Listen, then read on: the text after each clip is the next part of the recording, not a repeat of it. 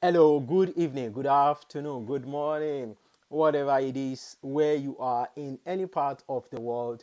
Welcome to the School of Wisdom, the June 2022 edition. My name is Peter Olaiwola. It's my absolute pleasure to welcome you to this session. I hope you're doing well.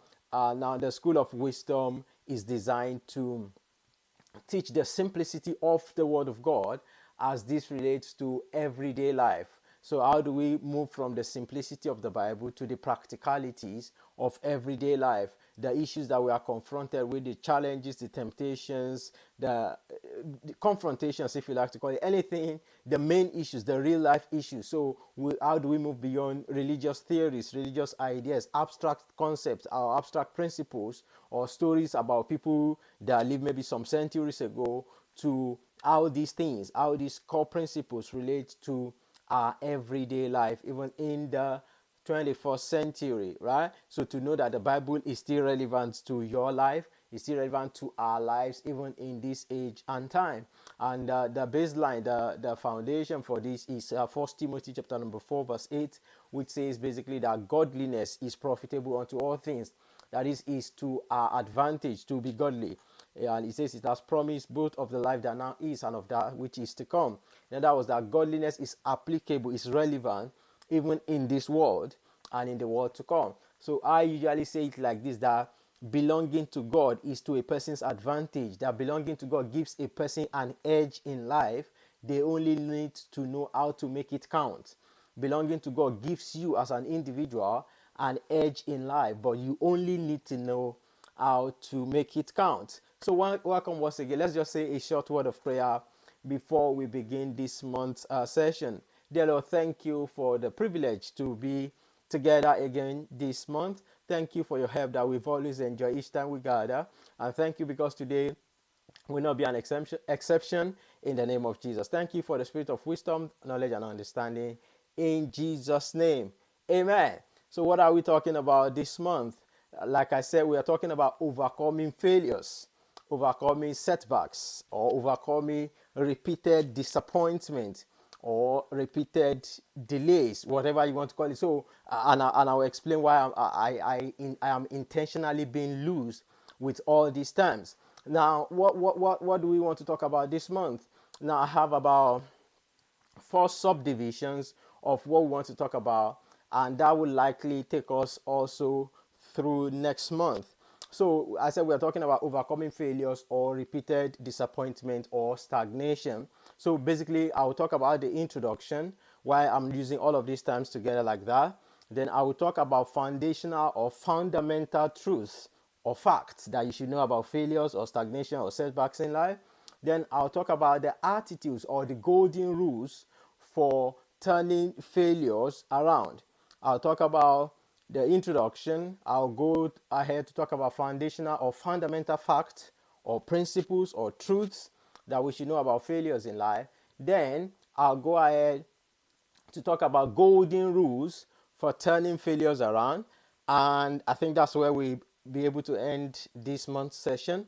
And next month, I'll go ahead to talk about how to turn these failures and the key steps, the practical steps that we need to take to turn failures around. So again, introduction, fundamental facts or principles about failure in life, then golden rules for turning failures around, and number four will be specific steps that we need to take, which we'll most likely cover next month. Now, so failures, setbacks, disappointment, right? They might be different in meaning. All of these things might be different. Failures, delays, repeated disappointments, setbacks, all of them, they can mean different things at times, but they can also be used interchangeably.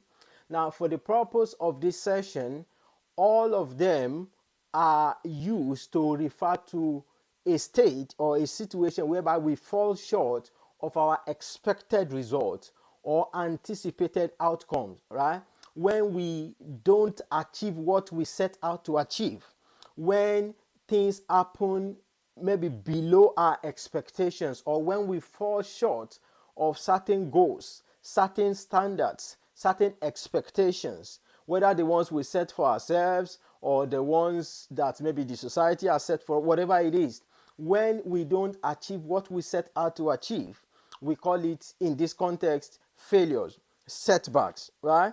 So even though disappointment, all of those things might slightly mean different things, but in this context, I say, so each time you don't achieve the desired outcome or the desired results, right? When you fall short of the intended goal or intended target, when you set out to achieve something and for some reason you cannot lay your hands on them or you cannot achieve them. So for this purpose, that is what we mean by failures or setbacks, and it can cover all areas of life, from finance to career to marriage to personal life to parenting, all of these things. So when we do not achieve the aim, the objectives that we set out to achieve, for the purpose of this discussion, that is what we mean by setbacks and failures, right?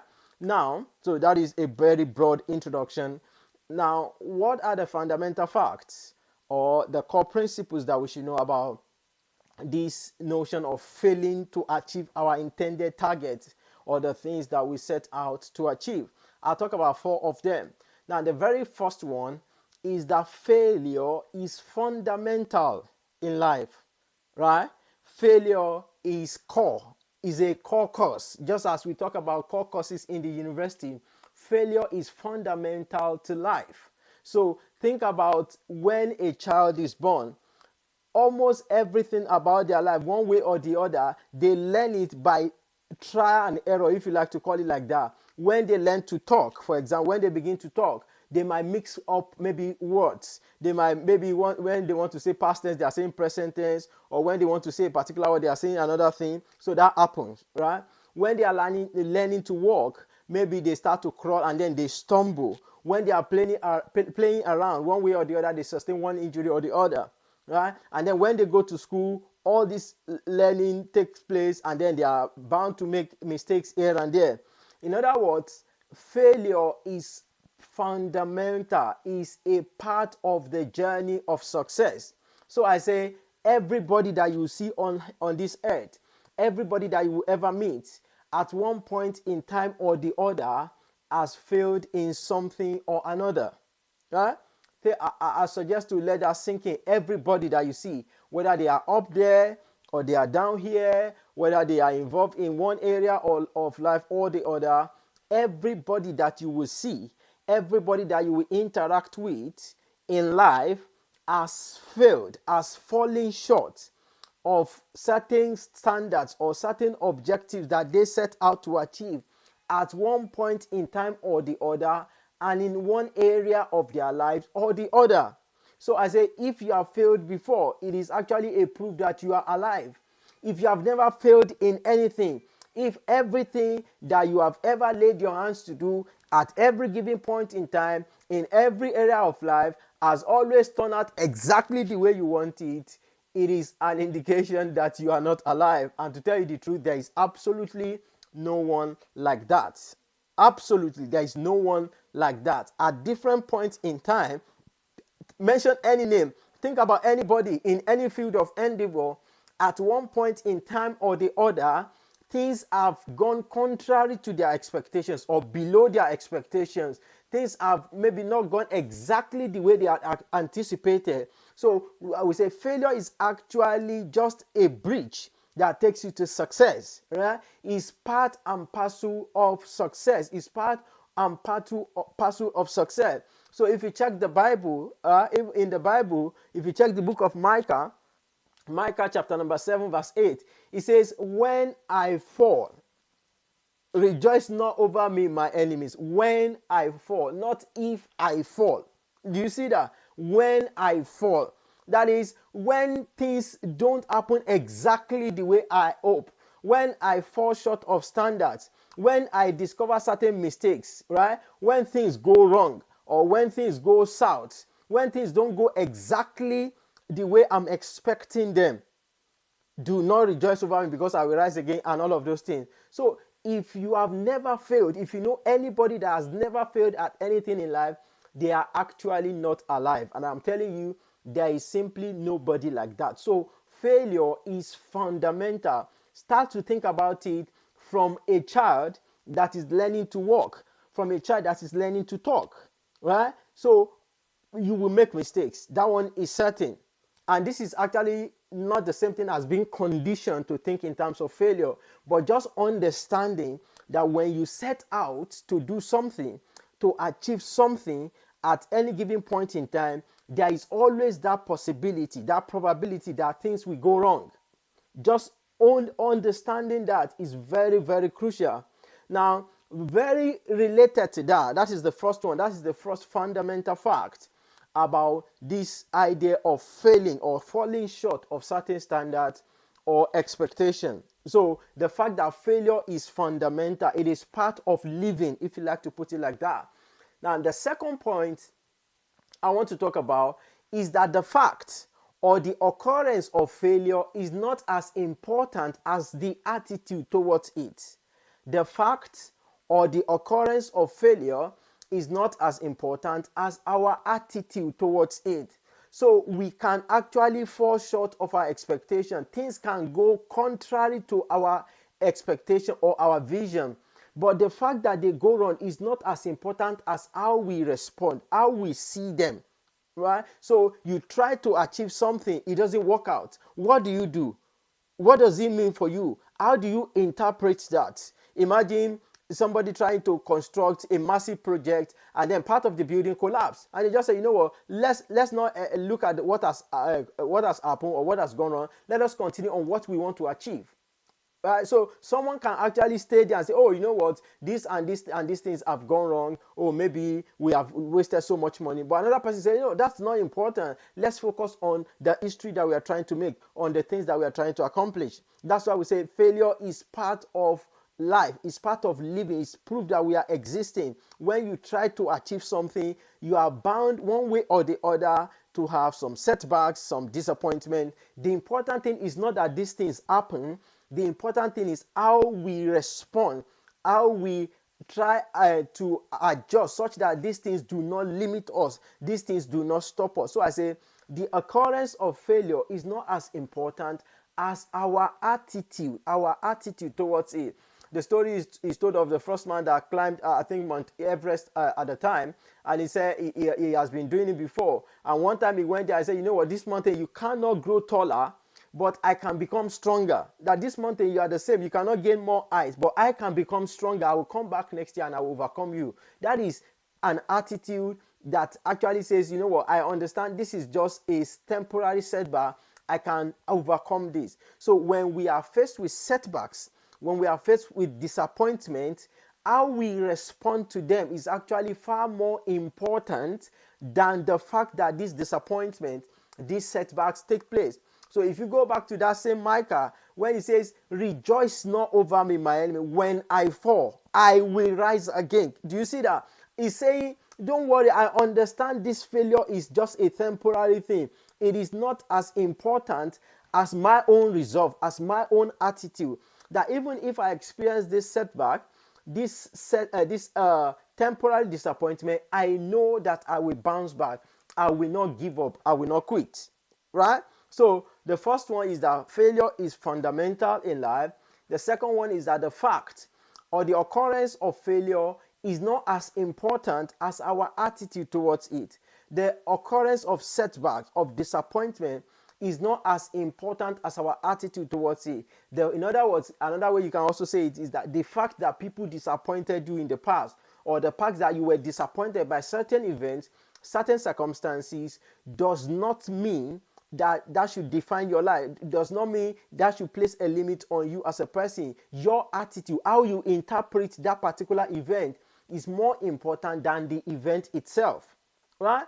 Now, let's go to the third one. Now, the third one is very, very crucial as well. And the third one is this. The difference between success and failure is not always wide. Now, this is very important. This is very powerful. The difference between success and failure in life is not always wide.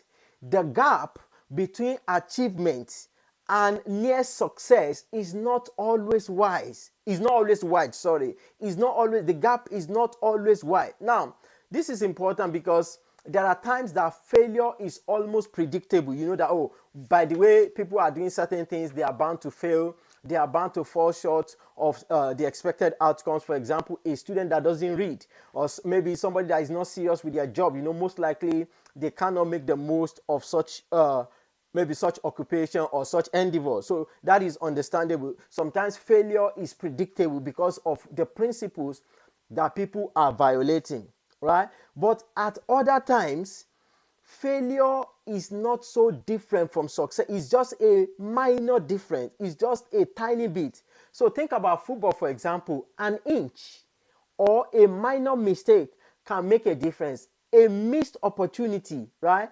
A slip can make a difference between winning a match or losing, right? An inch can make a difference between a missed opportunity and a great goal, for example, right? Somebody making one mistake, one tiny mistake, can make a difference between winning and losing in a football. In driving as well, in driving, if you think about it, just a moment, a certain turn of events can make a difference between a fatal accident and a near accident, right? Now, it's the same thing in marriage, for example. A minor mistake and a major mistake, sometimes it's just in how people treat these things, how people respond to these things.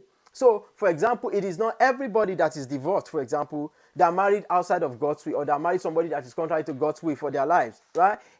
A marriage can crash because of somebody's mistake, just one moment of madness, right? So it is not everyone that is in prison that is an ardent or an unrepentant criminal. So in fact, if you check most prisons, they have a separate cell for first offenders, right? First timers, and they separate them from perpetual offenders.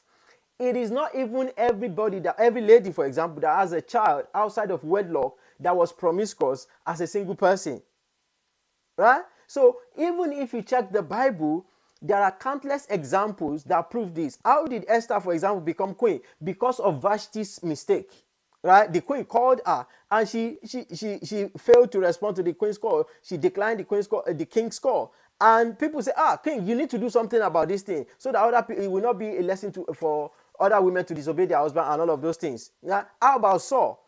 So you can trace all of these things to maybe one slight mistake or a major mistake. And I'm saying at times the difference between what we call a major mistake and a minor one is not always wide. So I say the gap between success and failure is not always wide. Sometimes it can just be a matter of going one extra time. Sometimes it can just be a matter of somebody maybe failing to shut their mouth when they should have shut their mouth. Sometimes it may just be somebody doing something in anger, in annoyance, when they should have just kept quiet. So the gap between success and failure is not always wide. Now, if we understand that, that will condition, or that will actually affect our perspectives towards failures, towards disappointment, right? So we said the first one is that failure is fundamental, failure is part of living. The second one, the fact or the occurrence of failure is not as important as our attitude towards it. And the third one, we are saying the difference between success and failure is not always wide. Sometimes the difference can be wide between maybe a first-class student and maybe a third-class student. At other times, the difference between 4.50 first class and 4.48, 4.49 can just be somebody having a 68B where they are supposed to have a 70A.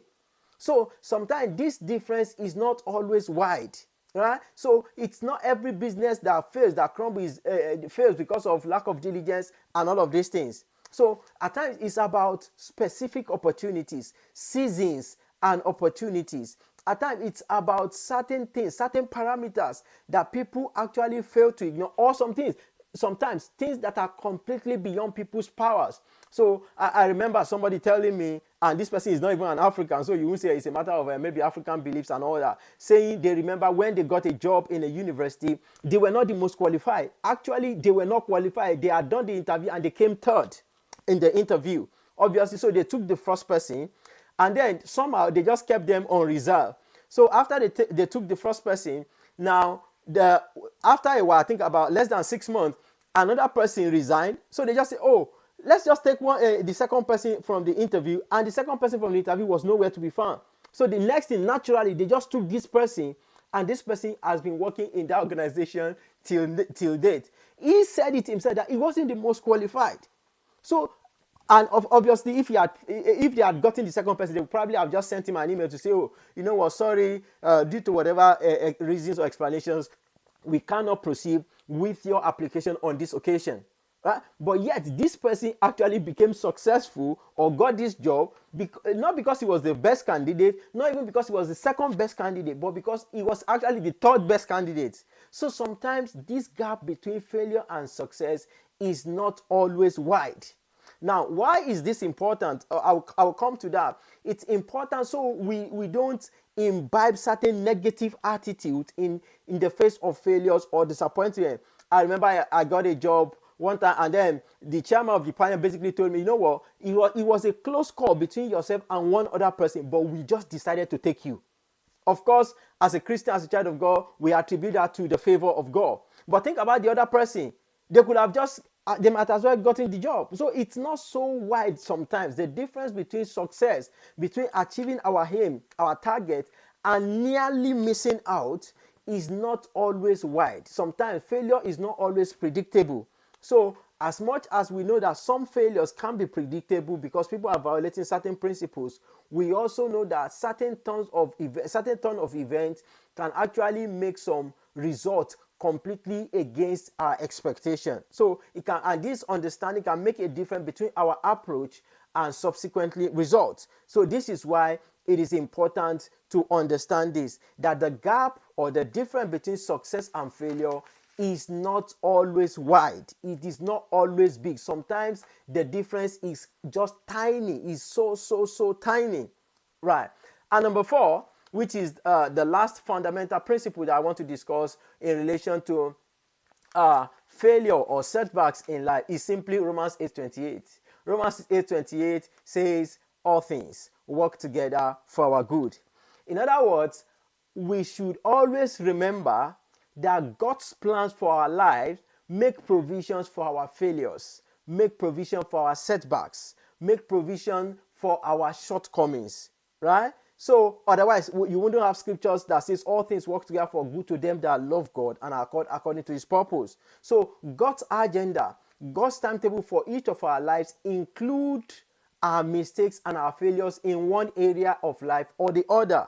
So, in other words, the system is built, the system is structured in such a way that it can adjust or it can make provisions for our mistakes when we miss road. How is that possible? I mean, think about a sat-nav, for example. Think about a sat-nav, satellite navigation. You can have different routes that take you to the same destination. So, if you miss route A or route 1, it can tell you that, oh, maybe it will recalculate and tell you, oh, so now maybe before you had 15 minutes to get to your destination, now you have maybe 20 minutes or more. Now, it's the same thing in God's agenda for our lives.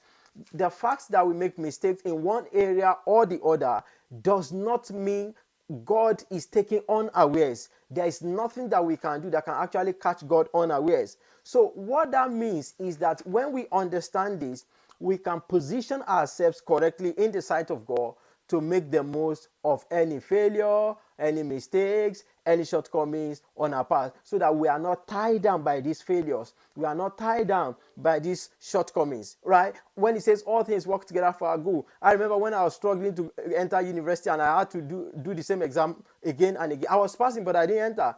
But somehow, it wasn't that God made me to fail, but still now, God is still using that to bless people. Right? That story to bless people. So that's what we are saying, that it's not that God make people fail, right? It's not that God is using failure to teach people lessons, but that God can actually still turn those failures around for our good if we learn to position ourselves correctly, right? So these are 4 fundamental facts that I want us to take away with regards to failures, with regards to setbacks, with regards to disappointment in life. That it is normal to attempt something and fall short of expectation, and that is what we call failure or setbacks or disappointment, right? From childhood till old age and all of those things, failure can happen, ordinarily speaking. And then number 2 is the fact that the occurrence of this failure, of this setback, is not as important as our attitude towards it. The third point is that Even though sometimes the gap between success and failure can be very wide, at other times the difference between the two is not always wide. And number four is that when we learn to cooperate with God, even our failures can always turn out to our advantage, because God's plan, God's counsel, God's purpose for our life, His agenda for our life actually make provisions for our failures, our shortcomings, or the setbacks that we experience in life. Now, let's go into the golden rules for turning success, for turning failures around. What are the golden rules for turning failures around? In other words, what are the things that we need to be mindful of if we actually want to turn failures around? Now, I'll share about 5 of them, and then we'll actually wrap up on the basis of these principles that I want to talk about. The golden rules for turning failures around. Now, number 1, very simple: do not blame. As simple as that. What are these golden rules? Number 1 is do not blame. Do not blame. Now, what do I mean by that? Don't blame anybody. Don't blame anything. Don't try to look for the reasons, right? The causes of failure outside of yourself, right? And I will explain why that is important. But the first principle is do not blame. Don't blame. Don't shift blame to anybody. Just accept it, that it is your life, right? You are responsible for the events and the outcomes of your life. Do not blame. Now, when we say do not blame, why is this important? Now, let me try to explain this idea of blaming people or blaming external factors for failures in our lives. And I have about 4 subtopics that we talk about under do not blame, right? So remember, I said we are talking about golden rules for turning failures or disappointment around in any area of life, whatever the area of life is. And I will explain this shortly. So I said do not blame. The first one, don't blame God. Now, that may sound paradoxical. It may sound funny to some of us, that how can somebody be blaming God? Don't blame God. What am I saying? You are not failing because you belong to God. You are not failing to achieve your expected result because you are a child of God. Remember where I started from, that belonging to God is actually to a person's advantage. So what do I mean in practical terms? Somebody say, you know what, if not I have decided to keep myself pure, men will not be disappointing me, men will not be cheating me. That's a lie.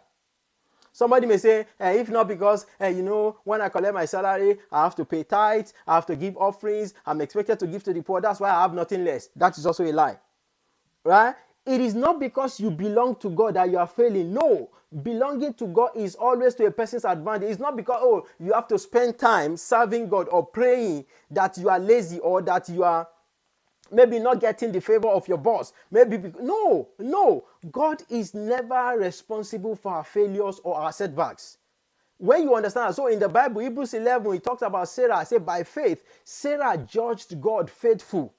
Even though they were believing God for children, she judged God faithful. She didn't say, God, is this how you will repay me despite all the things that we have done? So the first rule about turning failures around is not to blame. And that starts with our relationship with God. Don't blame God. Don't blame God. I've seen people, for example, maybe their loved ones die and say, you know what, if God is so loving, why did He allow them? Why did He take them away? And because of that, they stop following God. No, God is not responsible for such things. Do not blame God. Do not blame God. Even if you have done everything that you know how to do and you cannot explain certain events in your life, it doesn't mean God is at fault. It doesn't mean God is to be held responsible, right? The faithfulness of God is independent of individual experiences. Never forget that. The faithfulness of God is independent of our experiences as individuals. God is just God. There's a song that says, is God all by Himself, right? So God is never at fault. Do not blame God. Don't ascribe any negativity in your thinking. Don't let it even cross your mind that it's because of this thing that I'm doing for God. No. Don't say maybe if you are living in a corrupt system, a corrupt society, say it's because I'm standing for righteousness that everybody is victimizing me. That is not true either.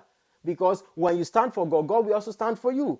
Of course, there may be initial challenges, but God will always defend His own. So don't blame God. It is not God's fault. Right? It is not God's fault. So somebody said, whether you succeed or fail, it is your fault. So we don't blame. Don't blame God. That is the first rule. So if you can call it 1A now. So I say number one is don't blame. And the first one is don't blame God. Now, number 1B is don't even blame the devil. Right? Someone say, what does that mean? Don't blame evil forces. Don't blame negative forces, occultic powers, manipulating forces, and all the powers of darkness. Am I saying these factors or these powers do not exist? No. These powers actually exist. In fact, to believe otherwise is not to believe the Bible, right? Because the Bible says we wrestle not against flesh and blood and all of those things. Right? So those powers exist. However, as a child of God, they don't have power, they don't have authority over you, right? You have dominion over them. So even if somebody's failures, somebody's disappointments is down to occultic forces or negative power or demonic influences, the problem is not the devil. The problem is the person's inability to actually know what they are supposed to do to overcome the devil. Because the Bible says, resist the devil and he will flee from you. Right? So the problem is not those evil forces. The problem is that you as a person, you do not know what it takes to overcome them. So don't blame evil forces. Don't say, oh, it's because of all these witches and wizard demonic powers from my background or from where I've come from. They exist, but they do not have authority over you as a child of God. So that is why you should not be blaming them. Imagine, it's just like this. Imagine if something happened in the US, for example. So US is usually taken to be the most advanced economy or any of the Western world. Imagine if something happened in the US and then the US government is blaming maybe one tiny island in Africa or in Asia or wherever that is their fault. No, they will tackle it by themselves. So that is actually what Christians do when you say, it's the devil. No, you have authority over the devil. So the problem caused by the devil is actually not the problem. The problem is that you as a person, you don't know how to handle such. So if you fail, if things go contrary to your expectation in any area of life, don't blame God. Don't blame the devil. Number 1C now, don't blame the system. Don't blame the system. What do I mean by don't blame the system? Don't blame the society. Don't say, if not because of corruption in my society, I will be different or things will be different for me. Don't say, if not for racism where I live. Don't say, if not for sexism, discrimination on the basis of sex. Don't say, if not for ageism, people discriminating on the basis of my age.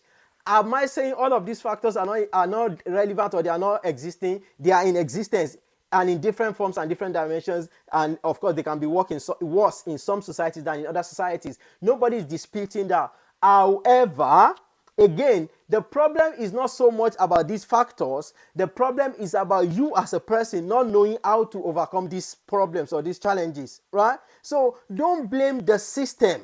Don't say, oh, imagine it's because of this economic crisis that I've lost my job. In the same economic crisis, some people are making more money. Don't say, oh, it's because of these government policies that things have gone wrong for me. It can impact you, but you also owe it to yourself to be able to bounce back and adapt to changes in your environment, right? So don't blame the system. Don't say, oh, it's all these corrupt politicians. It's because of what they are doing. It's because of what this has happened. No, don't blame the system. Don't blame the system. Why? Because if you want to turn failures around, you must learn to actually be in a position where you can actually make some decisions that will work to your advantage. And as long as you are blaming, as long as you are trying to shift responsibility, there is absolutely no way you can turn failure around. So we said the golden rule, the first golden rule is to not blame. Do not blame. Don't blame God.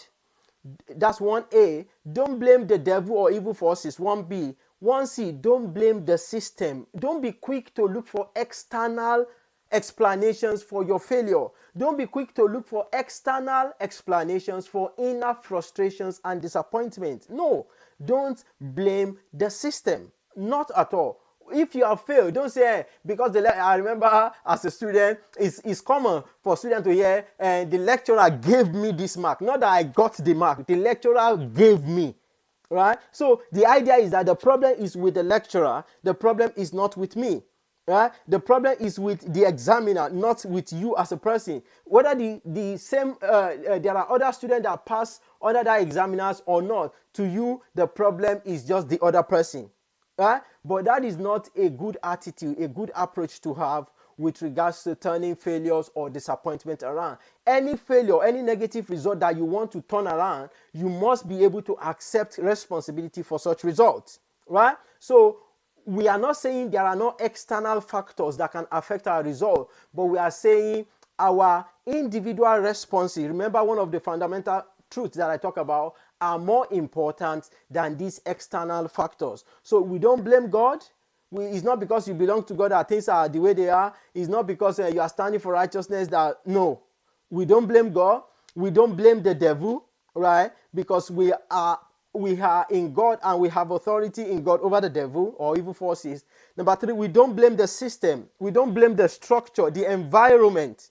Even if there are obvious reasons why it looks as if everything that is wrong in our result is down to these environmental influences. And 1D is that you don't blame people. 1D, you don't blame people. You don't blame people. Now, again, under this, there are several things we can talk about. When I say you don't blame people, don't blame your parents. Don't say, if not for my parents, I don't know why they even gave birth to me in this country. Or if not for my parents, when they made this mistake, I wouldn't be in this mess. Or if not for my parents that were not hardworking, or my parents that were spendthrift, or my parents that did not go to school, I would have been competing with some other people in some part of the world. Don't blame your parents. Even if they were irresponsible or they are still irresponsible, don't blame your parent. Why? Because remember what we talk about in Romans 8:28. All things can still work for your advantage. Right? Don't blame your parents. No, don't blame them. For whatever reason, for whatever result, for whatever outcomes in your life, do not blame your parents. Don't blame your friends. So that is 1D2, if you like to call it like that.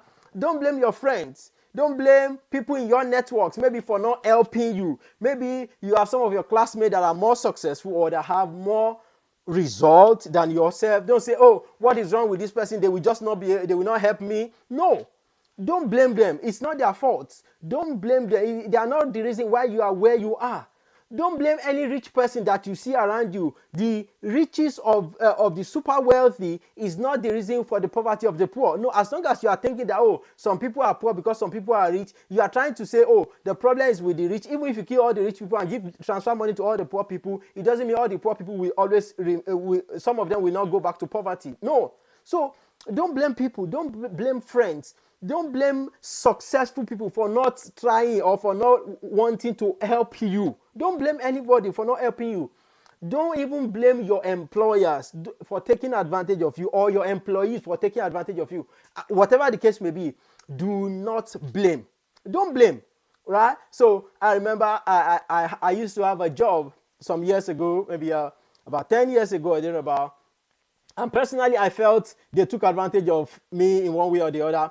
But when I was to leave the job, I just got this understanding, this inspiration really, that don't blame people for taking advantage of you. Blame yourself for not being wiser, for not knowing better. And that has stuck with me till date. Don't blame people for taking advantage of you, right? Even if, let's say in a relationship, somebody took advantage of you, don't blame them. Blame yourself for not being wiser. That is a way to accept responsibility, right?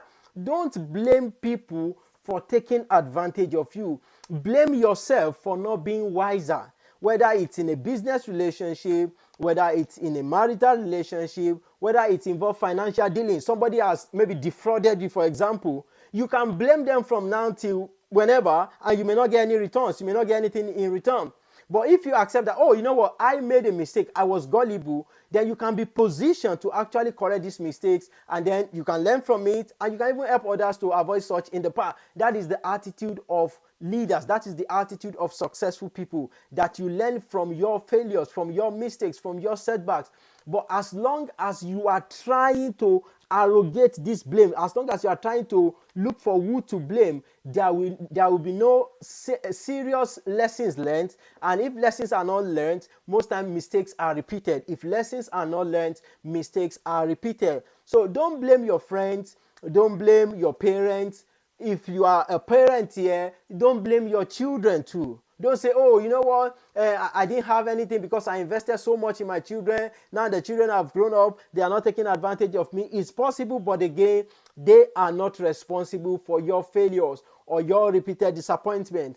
Don't blame people, even if it seems apparent that these mistakes occur because of shortcomings on their part. You must get to a place where you are willing to accept responsibility for the outcomes of your life, right? And then when you accept responsibility for such outcomes, you are in a better position to make necessary amends and forge ahead, to make necessary amends and actually turn these failures, these negative results, this negative outcome or repeated disappointment around, right? So don't blame people. Don't blame the system. Don't blame the devil. Don't blame God. Just accept responsibility. Accept that, oh, these things have happened. Again, if you go back to that Micah that I've read, it says, rejoice not over me, my enemy. When I fall, I will rise again. Right? That is, I will not depend on people to lift me up. I will do it myself. Right? So I acknowledge, when I fall, it is myself. I am the one. I am myself and God are involved. It is not any external for. I'm not looking at externalities. I'm trying to analyze my situation in the light of the Word of God, and I'm willing and ready to act, to make amends, and I address the situation accordingly so that this situation can be turned around to my advantage. Now, what have we discussed so far? I said we are talking about the fundamental fact or fundamental principles that we must know about success, about failure in life, and number two, golden rules that we must abide by, that we must pay attention to if we must turn failures around. And number one, I said there are 5 of them, and we've only be able to talk about one, and our time is fast spent. But it is important. It's not important if we are able to cover it today or not, but it's important that we get this and it becomes a part of our lives. We don't blame people for whatever reason. We don't blame the system, even if the mistake apparently seems to be from the other person, because as long as you are trying to look for faults, errors, you are trying to externalize the causes of failure, it will be difficult for you to turn it around as an individual in whatever the area of life it may be. So we don't blame, we accept responsibility, and we move ahead. Now, let me quickly share one more and we draw the curtain for this month. So, number one is don't blame people, right? Don't blame your failure on people, or don't blame your failure on external factors, on people, on God, on the system, or on the environment, and all of those things. Now, number two is don't internalize failure. Don't internalize failure, right? Now, few things are worse than failure combined with low self-esteem. Few things are worse than where you see repeated failure combined with poor self-image, low self-esteem. In other words, most times when people see repeated failures, repeated disappointment, they begin to internalize it. They begin to take it, as we say in common language, from where I come from, they begin to take it personal. They begin to think the problem is actually with something within them, that maybe they are not good enough, right? So you can imagine somebody that has had maybe repeated failed marriages, maybe 4 or 5, or continuously men will promise them and then they will disappoint, or maybe their relationship will get to the point of marriage and then things will just go wrong. It's likely to get to a point where they begin to internalize it. Now, pay close attention. Not internalizing failure is not the same thing as what I was saying about not blaming people, right? When we talk about internalizing it, that means you begin to see it that, oh, maybe you are not good enough for what you are aiming for. Maybe it is not for people like you. So Satan tries to walk through people's inferiority complex, people's mindset. He begins to suggest to you that, oh, are you sure this repeated failure is not because you are not capable, you are not good enough? Maybe people like you, people from maybe your kind of background, should not be aiming for such lofty goals, should not be aiming for such high standards, such high targets. And then subconsciously, you begin to believe it. when you begin to believe it, it begins to affect your efforts, right? So you say, maybe it's not for me. Maybe I shouldn't worry myself. Maybe I should settle for less. Right? That is what we mean by not internalizing failure. Right? You can be looking for the causes of failure within yourself without internalizing it. Internalizing failure is you are saying, oh, I failed repeatedly, so I think I'm not good enough. Why should I try? I don't need to try anymore because I'm not good enough, because something is fundamentally wrong with me. No, when we talk about examining the causes of failure within ourselves, we are talking about looking at the causes of such events, not necessarily attributing them to something wrong within yourself. It can be something wrong in your approach, but not something wrong in your person. So internalizing failure is thinking that something is wrong in your person, that you as a person, you are not good enough. And this is where this idea of inferiority complex develop. One of the major causes of inferiority complex is these repeated failures. When people are falling short of expectation, when they try to achieve results over time and these results do not come their way, there is that tendency to get into isolationist mood, and then they begin to internalize failure. They begin to allow Satan to minister depression and all of these things to them. And that's why sometimes you see people, they have this resentment towards successful people, not because they don't like success themselves, but because they have tried, and because they have tried, they have not achieved the desired result. They say, don't mind all of those successful, we don't know what they are using, we don't know this thing, or don't mind if maybe somebody that has tried to get married and then they say, what is a marriage? Marriage is rubbish and all of those things like that. No, most time when people say that is because they have internalized failure, they have internalized repeated disappointment, so somehow they look for external excuses for their internal frustrations. So don't blame people, don't blame God, don't blame the system, right? Don't blame the devil, don't blame your friends, your family members, anything external to you. Don't look for excuses to attribute the causes of failure in your life to them, and don't internalize failure. Don't because of repeated failures or repeated disappointment think that there is something fundamentally wrong with you as a person. Something can be wrong in your approach, but that does not mean something is wrong in your person.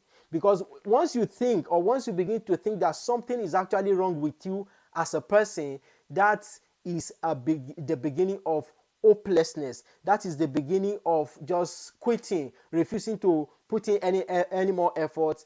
And then we see that at the end of the day, the frustration multiplies, depression comes in, and then you just see that people just give up on life and all sorts of things like that, right? So what have we discussed so far this evening and this month? We said we are talking about overcoming failures, overcoming repeated disappointment, right? Turning setbacks around. And we started by saying we are just using these terms loosely. And each time we fail to achieve our intended target or result, that is what we are calling failure in this context. And we say there are fundamental facts or principles that we must learn about these failures or setbacks. We say number one is that failure is fundamental to living. It is part of life. It's part of everyday experience, if you like to call it like that, or is a part of living on the earth. There will always be time when we fall short of our intended outcome at one point in time or in one area of life or the other. This is not being negative at all. It is a fact of life. Number two, we said the fact or the occurrence of failure is not as important as our attitude towards it. Right? And number three, we said the difference between success and failure is not always wide, it's not always big, it's not always massive. And number four, that all things can work for our advantage if we have a strong connection, if we maintain a right outlook, and we have a strong connection, maintain our work with God. All things work together for good to them that love God, that love the Lord. And I said there are golden rules that we also must abide by if we must turn failure in any area of life around. What are these rules? Number one, I said do not blame. In fact, it can help somebody if you maybe want to inscribe it somewhere that you see it everywhere, every day around you, and you just repeat it yourself. It gets into you and it affects your approach to life. Do not blame. I do not blame people. I do not blame the devil. I do not blame God. God is not the cause of my problem or of my misfortune in life. I don't blame people. I don't blame my friends, my family members. I don't blame the system. Right? Even if it looks as if some things are unfair, yes, but don't attribute your inner frustrations, inner disappointment to external factors. Because as long as you're doing that, there is no way you'll be able to turn these situations around, right? So this will be a convenient point for us to draw the curtain this evening and of course this month, June 2022. Thank you so much for joining. Please like the video, share it with your friends, with your loved ones, anyone that you think this will benefit them. And by God's grace, we'll continue this discussion next month, July the 15th. That's the third Friday in July. We're talking about overcoming failures, repeated disappointment, part 2.